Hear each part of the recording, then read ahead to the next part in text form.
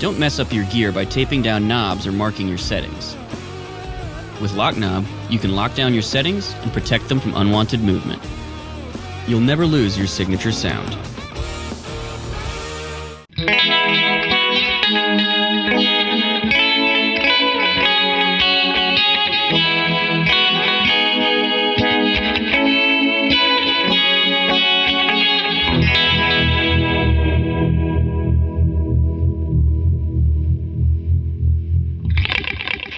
All right.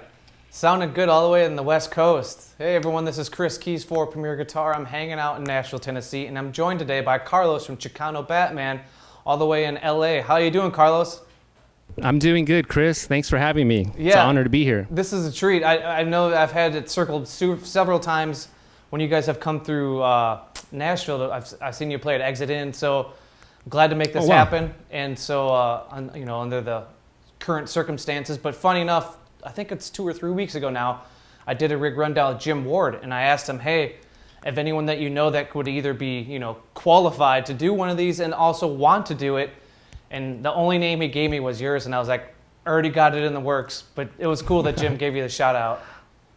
Yeah, Jim's a sweetheart. He's been a big supporter of our band for many years. He owns like one of the premier venues in El Paso, and we would make our way there playing like to 20 people the first time, and then 100 people the next time, and then it just kept growing, and before we knew it, we grew out of the small club into the theater. And I actually talked to him the very last time we played there, and I expressed to him how influential At the Drive-In and Sparta was to me as a guitarist when I was a teenager, and he was very surprised. He was like, wow, I had no idea, that I made an impact like that on you. I was like, no. I was like, I had like a photo of you and Omar like on my wall, like in a ripped out of a Guitar World. It's funny how he was very nonchalant about his impact, even whether it's guitar playing, which he definitely poo-poos and self-deprecates, but even as a songwriter, he was very just he didn't believe that people could be struck by his music in such a positive manner. Yeah, he's very, very modest, like very, very modest. And it's just like, no, man, you changed like music. Like your band changed music 20 years ago. I know that for a fact. Well, speaking of changing music, we're going to use that as a segue is to get into you, because you and your bandmates are bringing funk to the forefront again. And I'm digging it, man. I'm a big fan of Funkadelic. The first 3 records are impeccable. So I love to hear that in the music today. And it especially in these kind of dark times, this is uplifting, fun music. And thank you. Well, congratulations on the new record. It came out in May, I believe, Invisible People. Yes. And so let's just dive right into it. I know that you have like an assortment of guitars. I've seen you with Strats, offsets, Jags and Jazz Masters. You got some beauties behind you from Ernie Ball. So let's just dive in and talk to me about what's in your hands.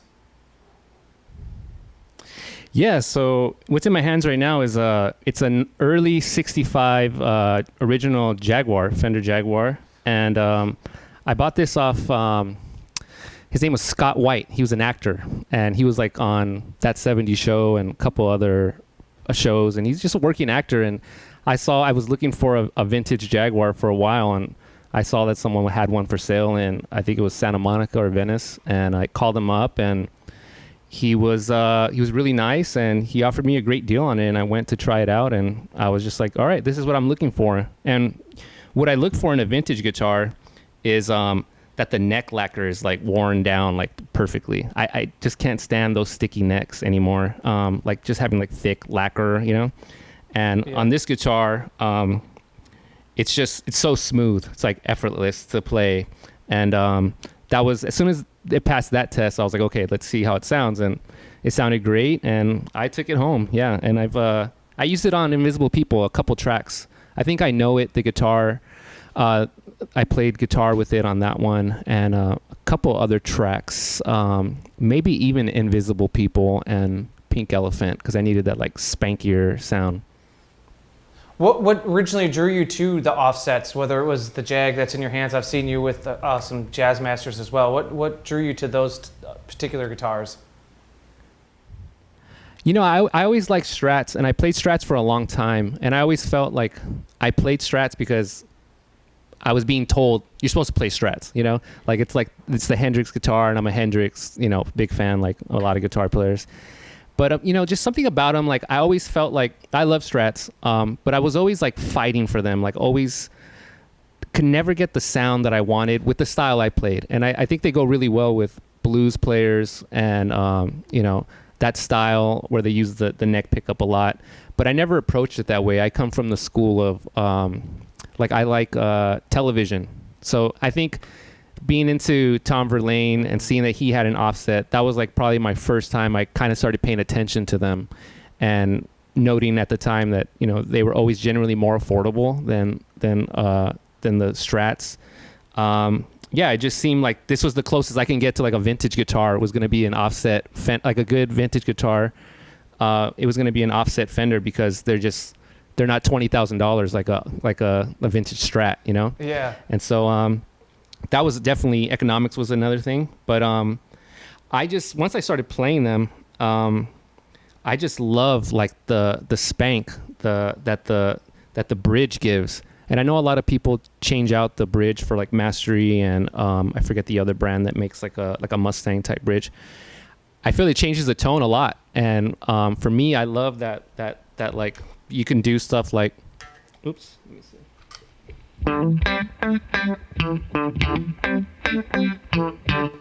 It just has like that spank. I don't know how to explain it.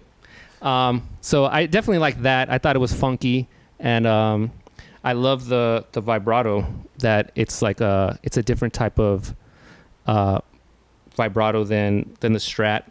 It doesn't go as deep, and so it's really cool for like just like, you know, chord bends.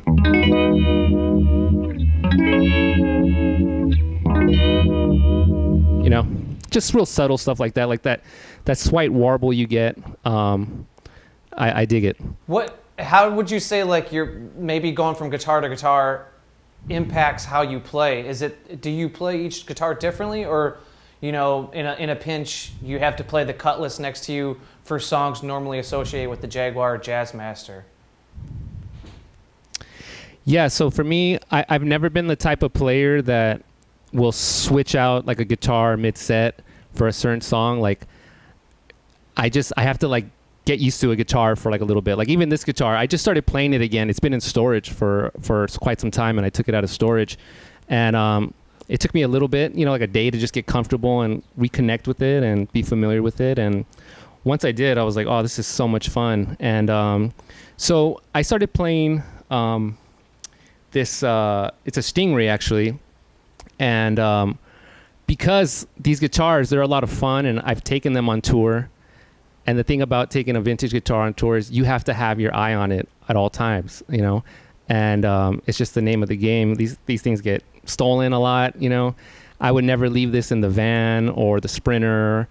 Even in the tour bus, when we did some tours when we have a tour bus, I would take it out of the cargo area just because they're sensitive to like temperature fluctuations, and, you know, especially with the bridge, sometimes the saddles fall, or, you know, little issues like that. These little intricacies that make it what it is, you know, for even though they could be seen as like something that's like negative, it adds to the character of the guitar and the sound. But anyways, I digress. I wanted a guitar that was more stable and something that I didn't have to worry about at all times and take with me to the hotel room. And so I forgot how I started looking at these Music Mans. I think I saw an advertisement online, and that Stingray caught my eye, the color, the buttercream white. And I just liked the way it looked. And I went to a Guitar Center, and they had one there. And I played it, and it played very familiar. It played like the Fenders that I'm comfortable with. It actually plays like a Jazzmaster, to be honest. Like the way the body sits and the neck, it's like 25 and a half scale. And it just felt familiar, but I felt like it was reliable. Like I wouldn't have to worry about my saddle falling like mid-show, you know, like has happened before, you know, and then that being like a bummer of, you know. So I just started playing it, and it sounded really great. Even though it has humbuckers, that one specifically, they don't sound too hot. They sound like kind of like overwound, like single coils a little bit. I don't know how to explain it. I don't know. I really don't know what's going on with those the Ernie Ball humbuckers on that model, but it didn't feel too distant from playing a Jaguar or a Jazzmaster. And I like that familiarity. And again, like I said, they have Ernie Ball's really well known for their necks. They make them so like the neck is super smooth. Mm-hmm. It's like gun wax oil or something they call it.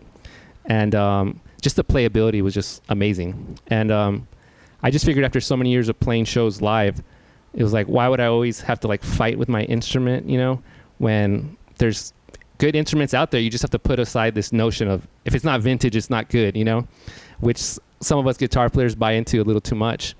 And yeah, I went for it. And also some of it had to do with, we did a show with Jack White on his Boarding House Reach tour. We were touring with Portugal the Man, and our show in North Carolina got canceled because of a hurricane. And we had just played a show in New Orleans, and we found out that a couple days later, Jack White had a spot open. I think a band dropped out that was going to open the show in Lafayette. So we ended up getting the gig, and we've toured with Jack White before, about 4 years earlier.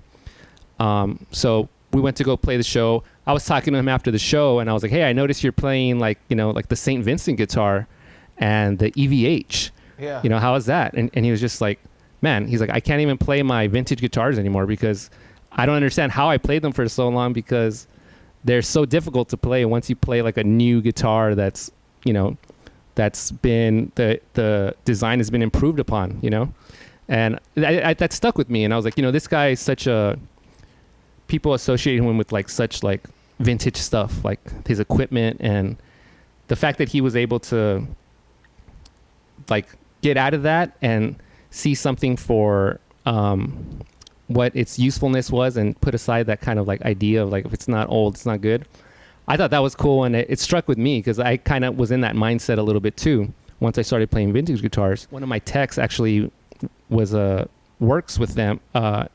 He's Lair from Primus's tech. Oh, okay. And they have there's like a connection with Ernie Ball. I'm not sure how, but he connected me with the Ernie Ball rep, and they were familiar with Chicano Batman, and I met with them and I got to try out the guitars, and I really liked their whole perspective of improving on these like tried and true designs to just make them as best as they can be.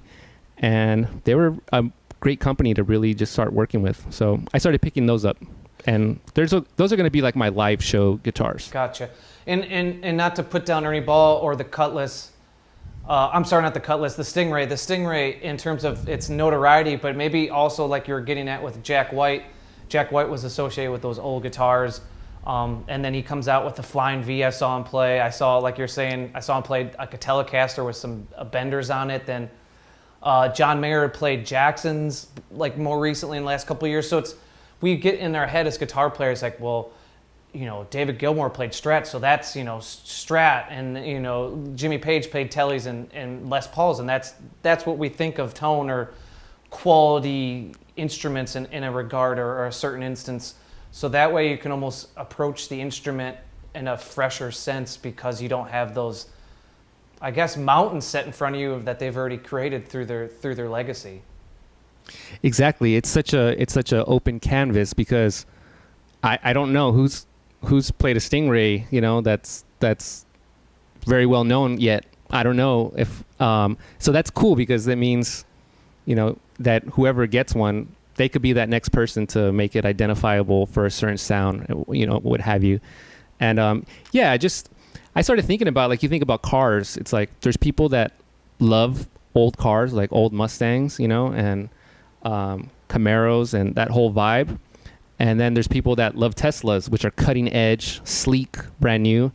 I don't know, I started getting into that headspace of like that more modern look. And I think part of it had to do with the whole sea change for the group in terms of changing our sound up for this new record. You know, it was definitely supposed to be, let's take our past influences and try to make a more modern sounding record than we've ever had. And I felt like playing more modern guitars would kind of go hand in hand with that whole approach. Do you want to? I don't know if it's too big of a hassle, but I'd love to hear the Stingray in comparison to the Jaguar. Can you plug it in? Yeah, for sure. Yeah, let's hear it. Yeah. I'm trying to see what happened with my signal. I felt like it dropped a little bit.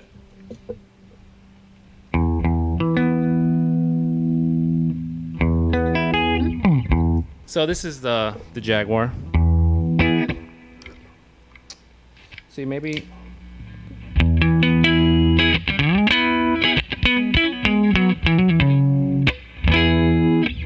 And as you put that one away and grab the Stingray, Carlos, is there anything that you've done to that 65?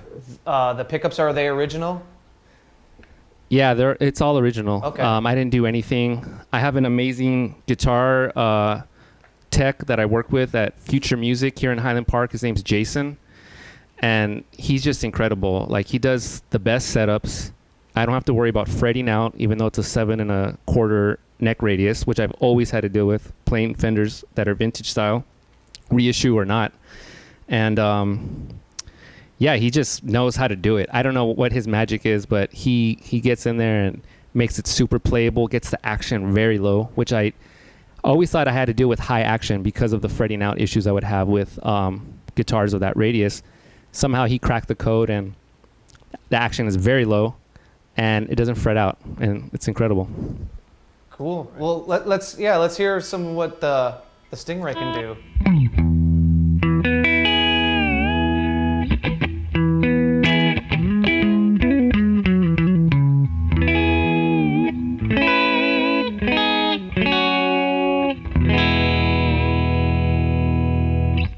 Sounds kind of familiar, right? Yeah. Yeah, it sounds like a Fender.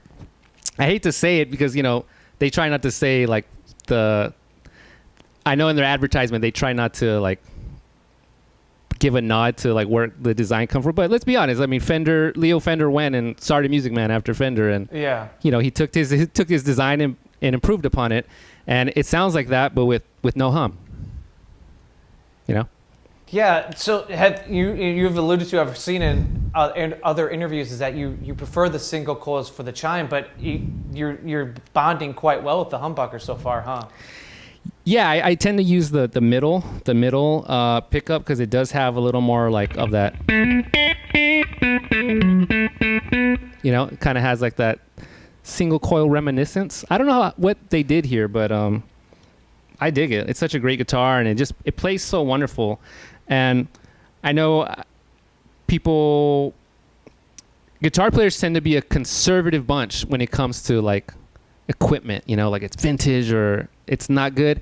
And I played totally into that whole mindset. And I love my vintage guitars, but I started thinking about it and just approaching it as like, why is it only that? And, that's the end all be all. Like, I need to be more open-minded about things. And if it plays good, it feels good, and it sounds good, it is good, And once I started really having that approach in mind, I fell in love with these guitars and their design. And I really think they're really leading the way, and they're really super underrated. But I think people are going to eventually see that these guitars are great guitars to take on the road and make music with. Yeah, I mean, they, like you said, their roster's always been strong with the strings, but their guitars have been always, like Petrucci comes to mind in terms of signature with Dream Theater, but like they've added Omar, Annie Clark from St. Vincent, James Valentine from Maroon 5. So they're really bringing those instruments to the forefront, and really a wider range of players too. Yeah, my bassist is one of those vintage purists. Like, he's been playing like a SG bass from like the 60s forever. Like, he's had a couple stolen, and he always replaces it with like a early 70s, late 60s one. And I was like, man, you should really try out this old smoothie bass that Ernie Ball, the Music Man company, has. It's a pretty funky bass, and he held out for so long. And I finally was able to convince him to go with me to Music Man in Burbank, their showroom, and introduced him to Tim Dove and the artist rep. And he was like, wow, this thing sounds amazing. And he ended up getting one. Well, I saw it on the most recent Tiny Desk that you guys did, the Stay Home version of the Tiny Desk, and he was playing that, right? Oh, yeah. Yeah, he was playing that. He loves it. He's just like, wow, this playability. Like I've been missing out for so long. His guitar is like, it literally has like a neck warp that's not fixable. So he just has to compensate by having very high action and setting up the intonation to work with that. So he's used to like literally like having his fingers bleed sometimes to play this bass. And now he's in a place where it's just effortless, you know? You don't have to think about it. Well, cool, man. What else do you dig about the guitar? Maybe you can show us how you play and what you might use it for when you either solo the bridge or the neck pickup. Yeah, so a lot of times, I'm trying to think of what songs we have. I usually, so like we have a song off our third record, Freedom is Free, and I would use something like for the intro, like.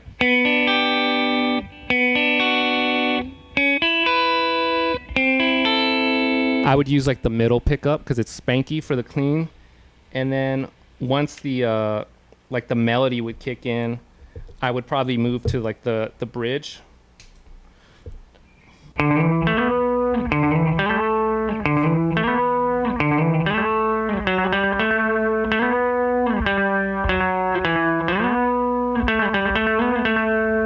Just so I can cut through a little bit, you know? So usually I use the bridge for melodies, and I'll use the bridge for solos. Okay. Cool. And I'm going to jump to the next Ernie Ball next to you because I saw that's the guitar you used during the Stay Home one, the Gold Sparkle. Yeah.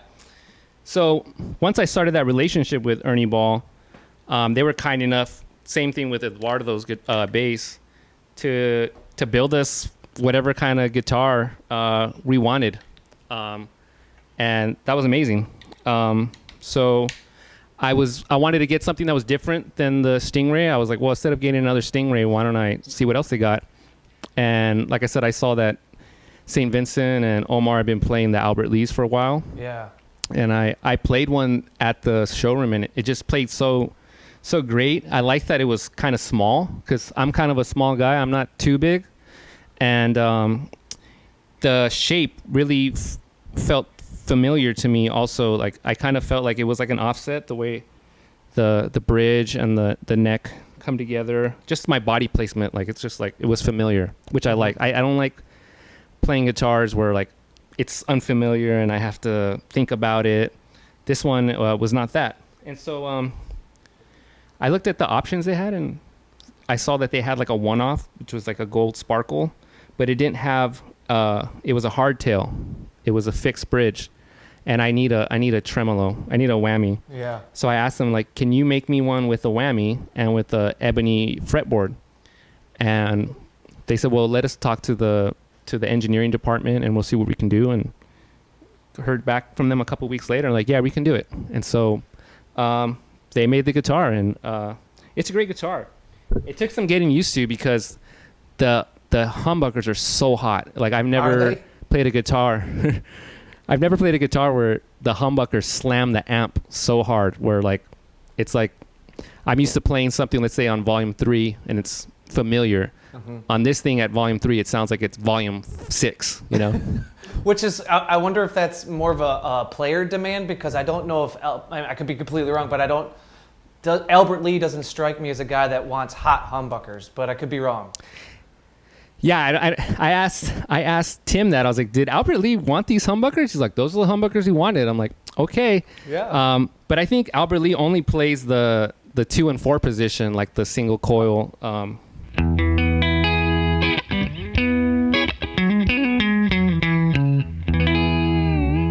I tend to use those. Those are like the familiar sounds, kind of like Fenderish, you know. Mm-hmm. That's the 2 position, and then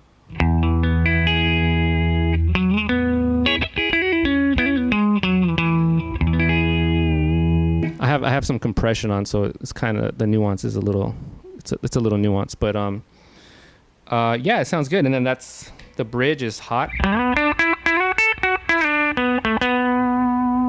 That's the bridge, and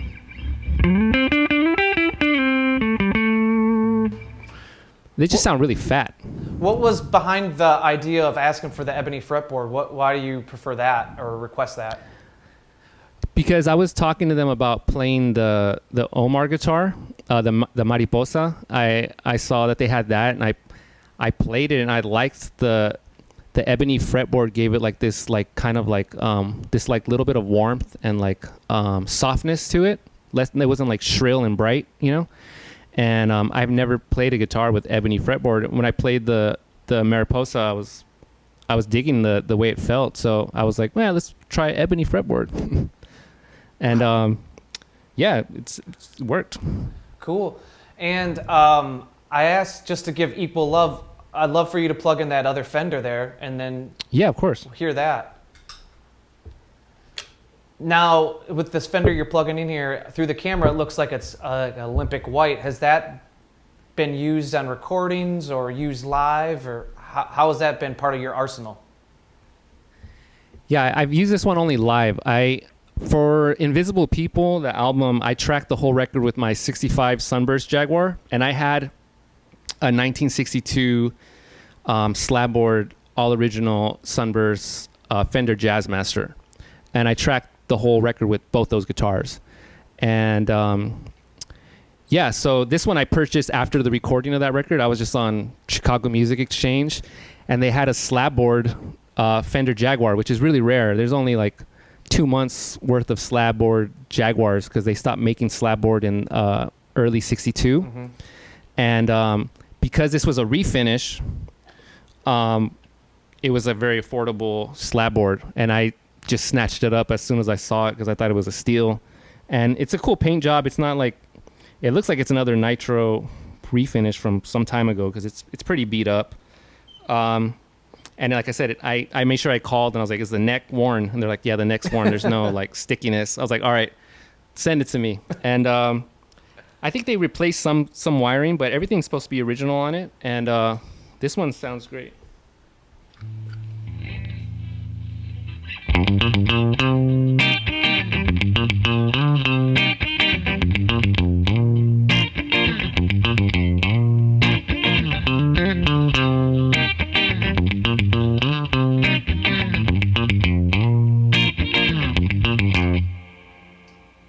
Yeah, it just has like that. It's a little more warm, has more warmth than that Jaguar, which is very bright.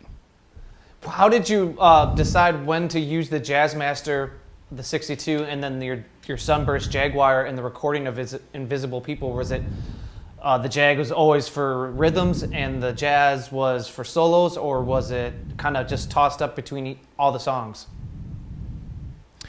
So at the time that we made that record, like I was in love with that 62 Jazzmaster, and that was just like the one I went to. There was really no science behind it. It was just like, all right, I recorded that song with this guitar. I'm gonna track this one because maybe let's say we did two songs in one day.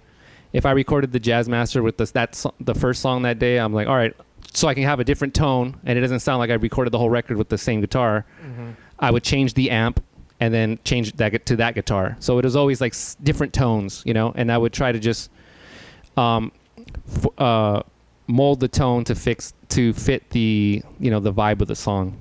What strings, before we move on to like amps and pedals, what strings are you using, strings and picks? Yeah, I've been using Ernie Ball Slinkies for regular Slinkies like my whole life. It's just, you always read the back and it always had your favorite bands using them. So I was like, all right, if it's good enough for them, like it's good enough for me. But really, the truth is, like, we've played so many shows. I've honestly probably broken strings like 5 times ever at a show. And I would say 3 out of those 5 times, it's because I was using a guitar and I never changed the stock strings. So they weren't Ernie Ball strings. They were like whatever was on the whatever brand was on that guitar when I bought it. Mm-hmm. And so, yeah, I just use them for reliability. And you can't go wrong with them. They don't break. What gauge do you use? Very rarely. I use 10s. Okay. 10s. What about amps? I've seen you, and I don't know how much of this has been backline, but I've seen you with Marshalls. I've seen you with Fenders. I've seen you with Voxes. So where are you sitting now, and what have we been hearing so far? So, Chris, having this conversation with you is like really bringing out the fact that I pretty much have ADHD when it comes to like tone. Like I'm always looking for that sound. And you're come to the right place. You're with your people here. Yeah. Thank you. So for years I played. I have a Fender ProSonic, a Bruce Zinke custom shop Fender amp that they made in like 96, 97 for a couple years, and I have one of the first models. And I bought that because I heard that it was like tonally very similar to like a Vox AC30 melded with a Fender Deluxe Reverb, which are like two of my favorite amps. And it does sound like that. And so I used that for years when Chicano Batman used to play like very loud. In the old days when we'd play like clubs and there wouldn't even be a PA for the guitar, you know, it was like the perfect amp for like just cranking it. We'd play like a bar gig and all that was mic'd was the vocals and the kick drum. I would take that amp. And, you know, once we ended up getting to a level where we're playing really nice venues with amazing sound and we have a sound man, etc., and we have monitors, it just kind of didn't make sense to bring that amp along because it's so loud. I could literally only play it like at 2 and I'm too loud. So, you know, as most guitar players know, you got to open up the amp a little bit to get like the sweet tone. And that usually sits around like the 4 and 5 position for me. That's where I like getting my amps like right on the cusp of breakup. Just right before they break up, I tend to find that's when like the tone is the fattest, the warmest. So I was playing with that one for a while, and then I think I was using deluxe reverbs for a while because they were small and the wattage was good.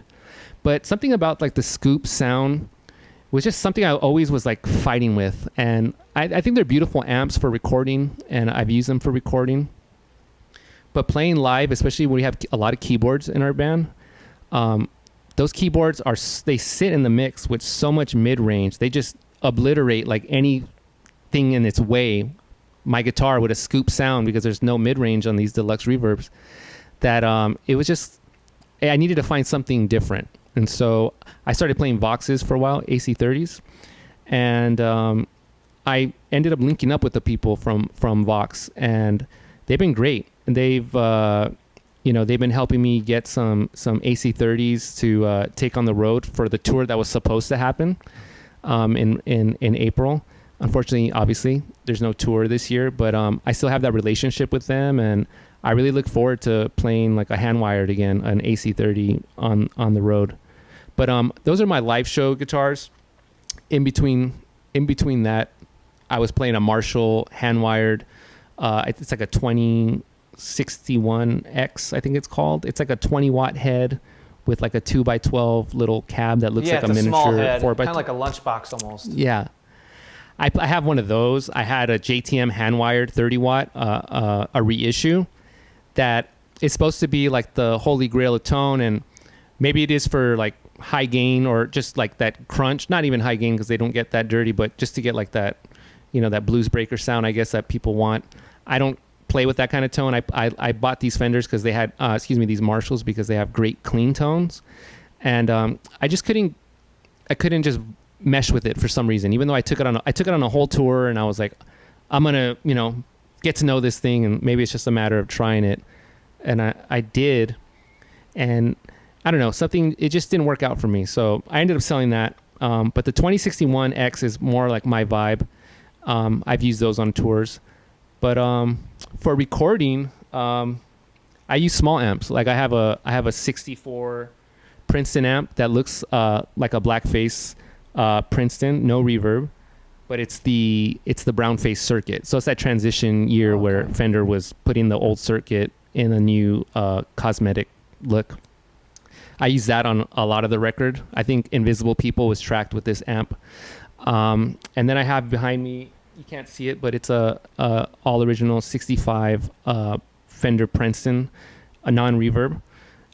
So even though they're only a year apart, they're very different tonally. This one's very clean, and it sounds like that scooped deluxe reverb kind of sound from the 60s.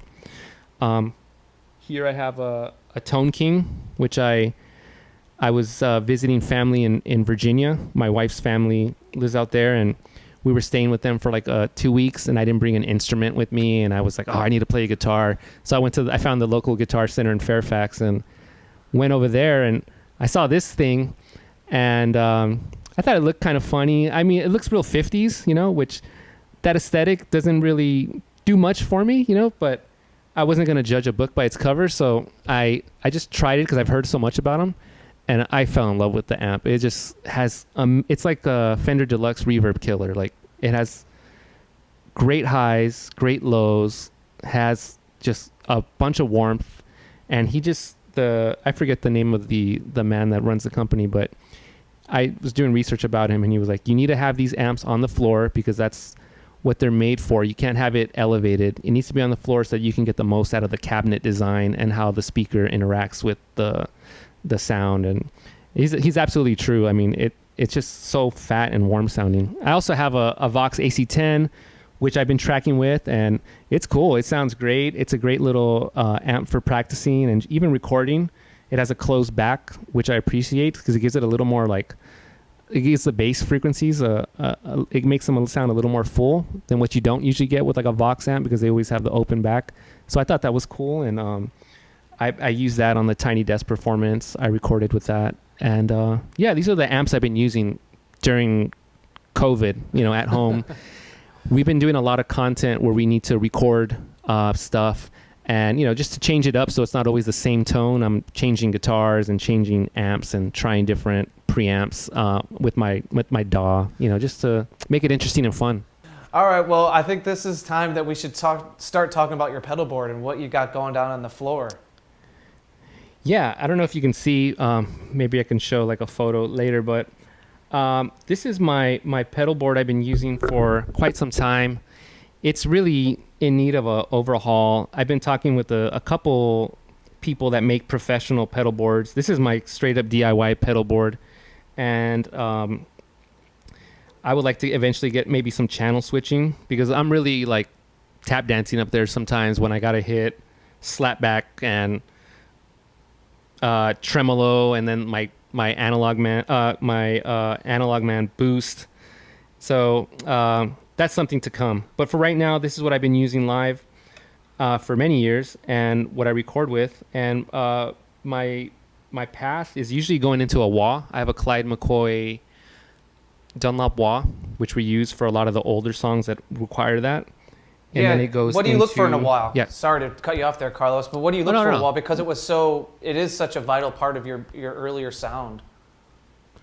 Well, a lot of like the stock Dunlop wahs tend to be a little like shrill, like on the high end, and that Clyde McCoy just has like a very vocal like sounding characteristic. Like it sounds like a human voice, which I think is what they advertise it as one of its strengths. And I got that because it was just the sound I was looking for. It was really like I could put the toe down and it wouldn't be overly bright, which was important for me, and that's why I got that one. All right, and what else you got going there? Starting, you said the wah, and then after the wah. Yeah, so then it goes into Earthquaker Devices. It's a terminal fuzz, I think it's called. And I use that because Chicano Batman was going to play a festival, Levitation Fest in Austin. It used to be called maybe Psych Fest. I think it used to be called that. We were going to play 1 year, and this crazy storm happened and canceled the whole festival for the weekend. It like flooded all of Austin. And they had some makeup shows at some indoor venues, and one of the makeup shows ended up being with the Arcs. The Arcs, Dan Auerbach chose us and La Luz to open for him. And we were already in Austin and the show got canceled, and then we ended up playing with the Arcs, which is a group that our producer Leon Michaels was a part of with Dan Auerbach from the Black Keys. And I was talking to Dan's guitar tech, and I was like, what fuzz was he using? That's such a great, Japanese sounding, like Shine fuzz. And he was like, oh, he's using the terminal fuzz. And so I went and bought one like the next day. And it's just such a great sound. It's like, it's not a fuzz face. It's not a big muff. It's that Japanese fuzz sound that's just, I don't know. It's really gnarly sounding. But yeah, live I use the terminal fuzz and I'll make a sound. It's so great. Like, let me see.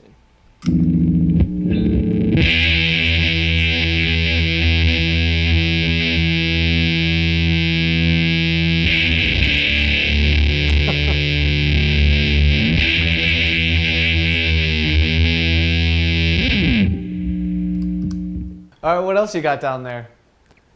Yeah, so after that, it goes into a big muff, which I kind of use for I think lead stuff.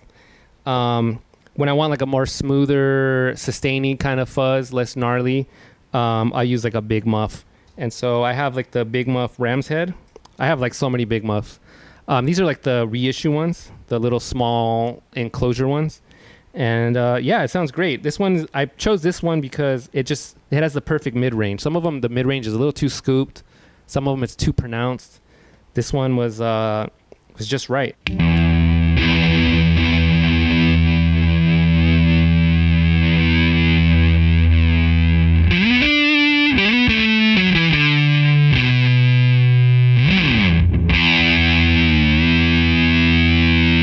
So I oftentimes I'll use that with like a delay for like solos.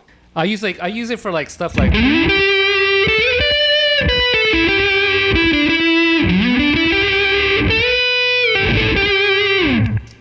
All right, what's up after the big muff? So after the big muff, right now I have my MXR sub machine, I think it's called. It's an octave pedal with a fuzz, and I ordered it through I think it's Dunlop that has MXR, and the artist rep, told me, okay, I can give you like a modded version, which has, because the stock setting is you can do an octave up and two octaves down, but if they do this mod, they can do one octave down. So you have three options. You can have two octave down, one octave up, and a combination of two of those. And so it has that modification, and I'll show you what that sounds like. This is just like the regular.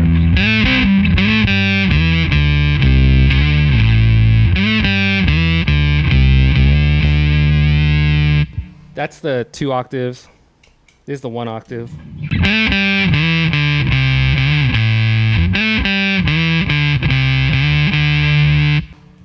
And then this is octave, two octave down, one octave up.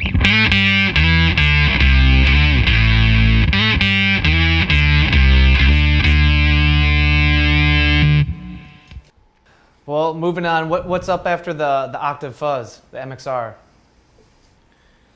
So after that, the chain, it goes into my tuner. And the reason I have my tuner there is because I noticed that certain fuzzes interact weird with a non-buffered pedal, like a Boss pedal. So like if I have a fuzz face and you put a Boss pedal if you go into a Boss pedal and then a fuzz face, it alters the circuit of the sound of the circuit of the fuzz face. It makes it really gnarly sounding, which I really like. And I use it a lot, but sometimes it does that to other fuzz pedals, and just to get it out of the way, I put it after those pedals now, just so I don't have anything messing up the chain. So I have my Boss chromatic tuner, and after that, it goes into my Catalan bred Topanga reverb. Cool. What do you like about the Topanga versus any other ones that you've played? I like how it has like a preamp kind of thing, so it kind of warms up the sound a little bit, or just changes it a little bit. So that's just dry.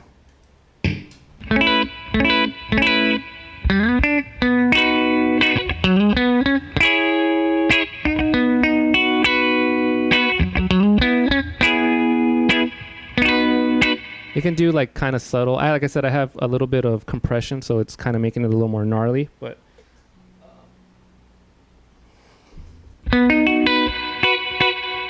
it just sounds like the little 63 Fender tube tank, reverb tank. Right on. What else you got next to it? What's next to it looks like a little pedal. Yeah, it's my friend in Long Beach. His name's Miguel, and he has a pedal company called Stax FX, and it's a compressor that he made, and it was on our bass player's board. He also plays guitar, and it was on his guitar pedal board, and he wasn't using it, and I think I needed a compressor for something, and he let me use it, and I just never gave it back, and he was cool with it. And yeah, I use it for some parts where I just need it to sound a little more extra funky. Let me see. I don't even know if the settings are right. It's been a while since I used it, so bear with me.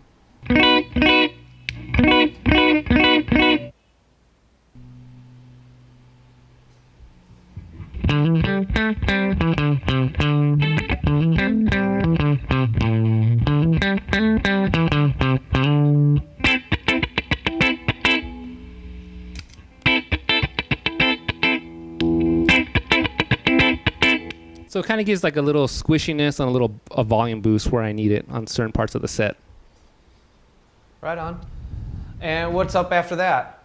Okay, so after my compressor is, it goes into my chain goes into an analog delay that is made by Ibanez, and it's the small little pink one.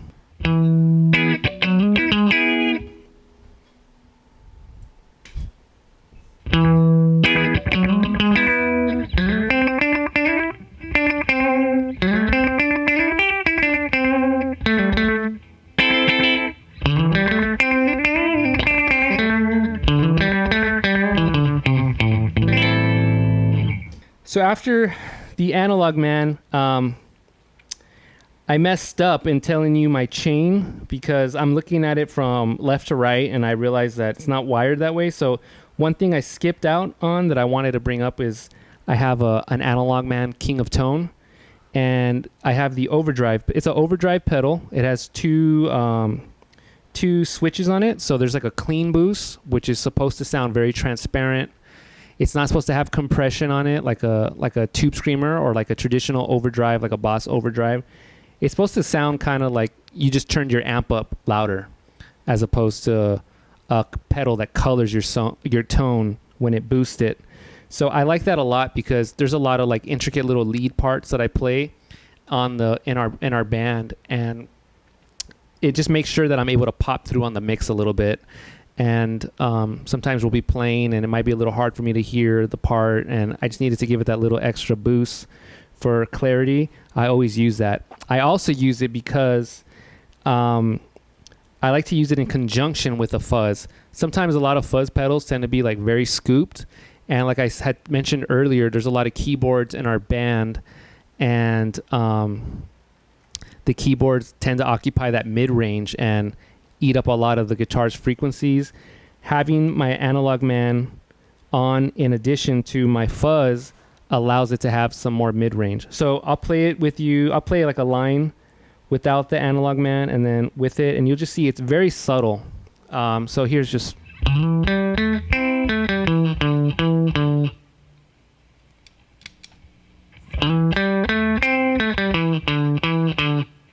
I have compression on my DAW right now, so it might not show the boost in volume, but it's there. And here is my terminal fuzz, just on by itself.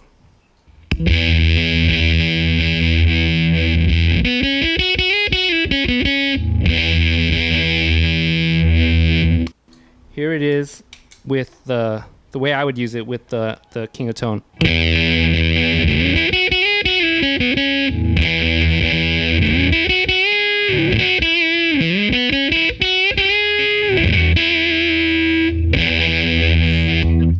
It just gives it that warmth, that mid-range. I also turn on the second part of it, which is like a more very obvious kind of overdrive. And I use that for a couple leads, and it sounds like this.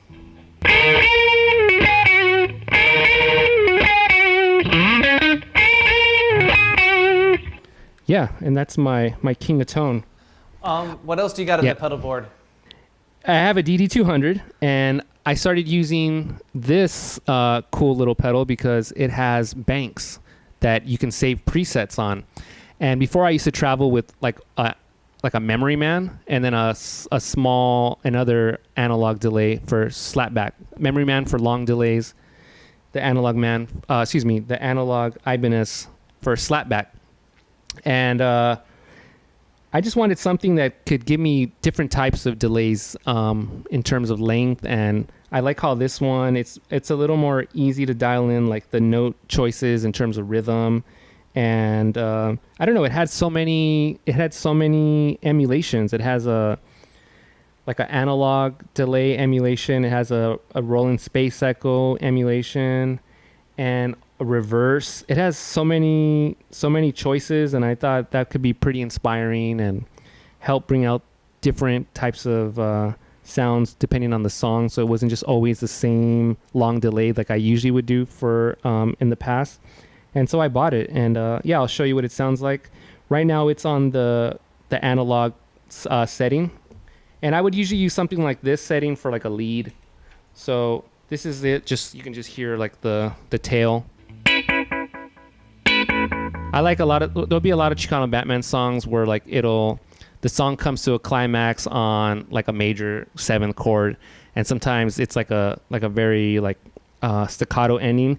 And I like for the song to end with like a delay. So it'll be like something like, I'm trying to think like,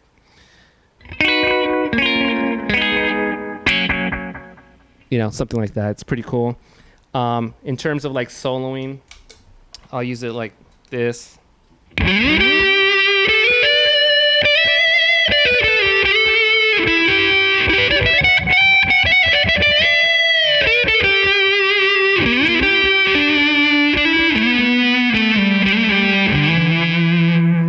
So is that with the muff on there for your solo tone, the muff and the 200? Yeah, it's the muff and the analog man, King of Tone, the side 1, and the DD200. And then it also has stuff like I've been playing around with, like the Roland Space Echo sound. You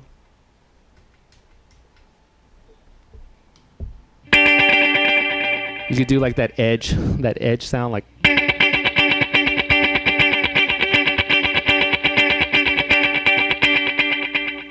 Which is pretty cool.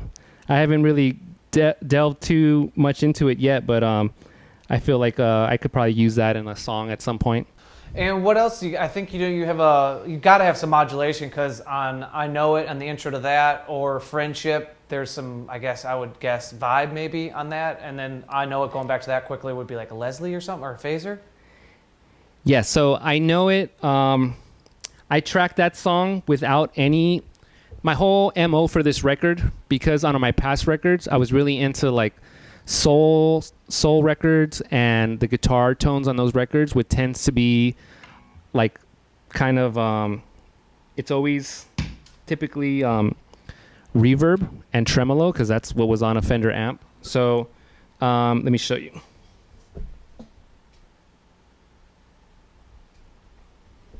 So I would have this kind of tone a lot.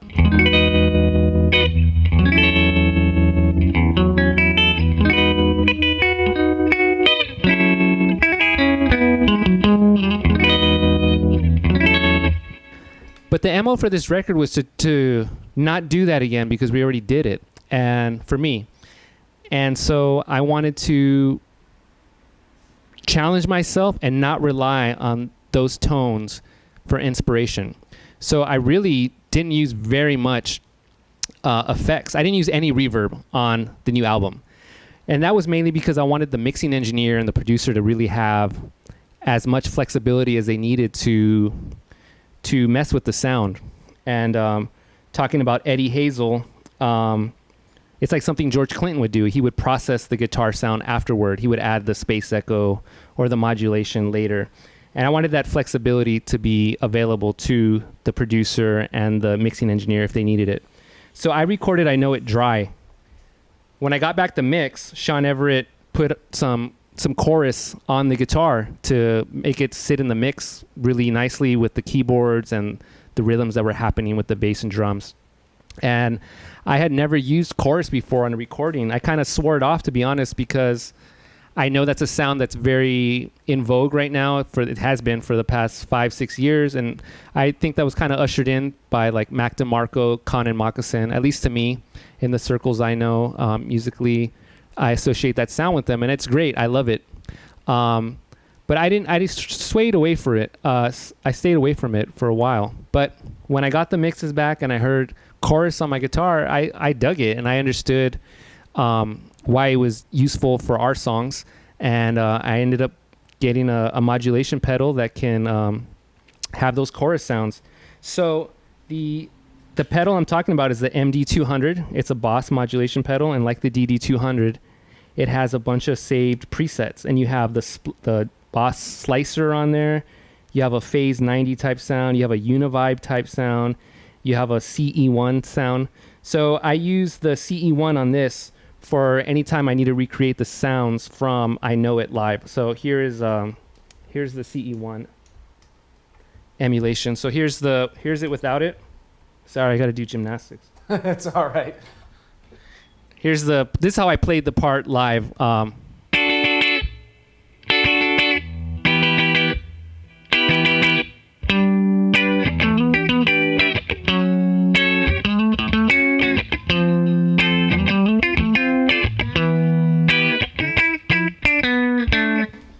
And this is the way it sounds on the record.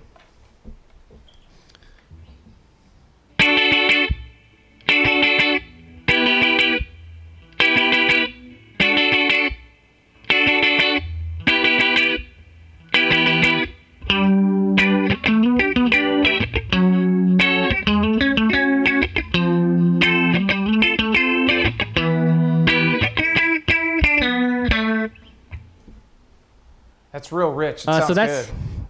Thank you. So that's I Know It. And then you had mentioned Friendship is a Small Boat in a Storm. That has like a univibe sound. I also use the univibe. One of the few pedals I used in the recording of Invisible People was a univibe. They had an actual Shanae univibe, the real deal. And they're obviously very rare. And a lot of reproductions aren't really able to emulate the depth that they have, because I guess it has like some kind of component that's like illegal now due to environmental regulations.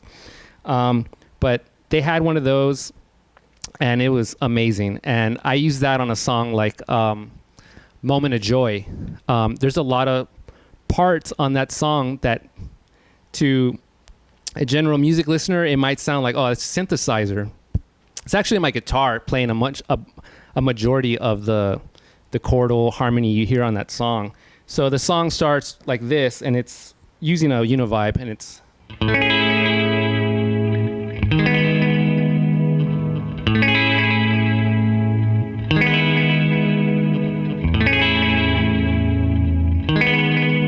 So that's it without it. And this is it with the univibe.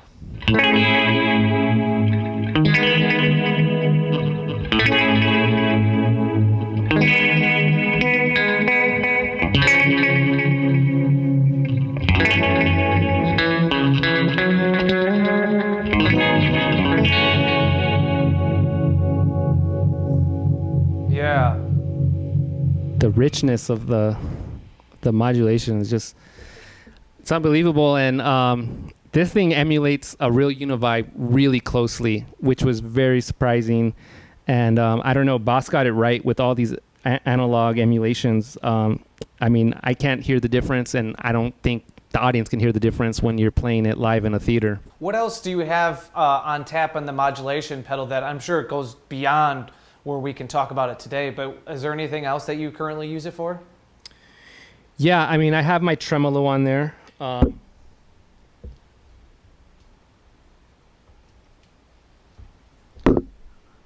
Which I use like on a song,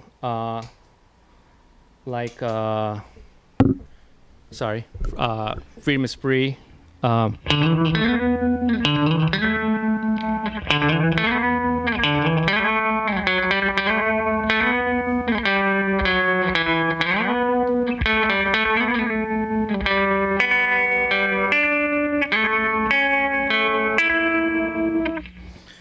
Yeah, I use that. I also have,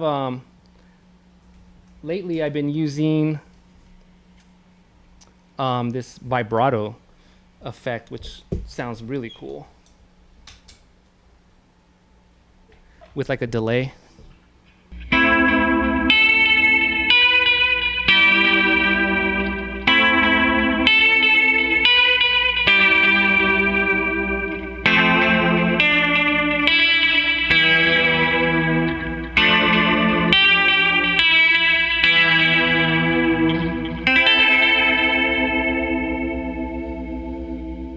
I'm really into synthesizers actually, and on our new album Invisible People, I wrote a lot of the songs I brought to the fold were actually written on my synthesizers that I had purchased, and I have some Prophet synthesizers, and I love that little like rubbing that they do when you do certain pads where they're slightly detuned and they just create like this richness in the mix. And with that vibrato pedal, I just recently discovered like, oh, I can kind of get like that kind of feeling of like that slight detuning, but in tune, like going in and out. So that's definitely something I'm going to play with probably a little more on some future recordings. Man, I do appreciate you joining us as well. This has been a long chat, but I've enjoyed it, and I know that you're a gearhead, so hopefully you enjoyed yourself as well. I did. I just want to thank you, Chris, for having me, and Premier Guitar. Always watch the rig rundowns. It's so much fun. I've had a couple friends on it. Mark from Krungbin did one, and he's amazing. And to be able to be on this show and talk to you is special to me because I've been a fan for a minute, and I really appreciate that you have been a fan of our work too, which was unbeknownst to me. And the fact that you were at that show in Nashville 2 years ago, that's pretty cool. Yeah, and man. I hope to see you at the next one. Yeah, whenever it happens on whatever calendar I have to churn the page to get to it, I will be there most certainly, and I can't wait to get boogie down. Thank you. Yeah, I look forward to it. All right, man. This is Chris. This is for Carlos out in L.A. Another rig rundown for Premier Guitar.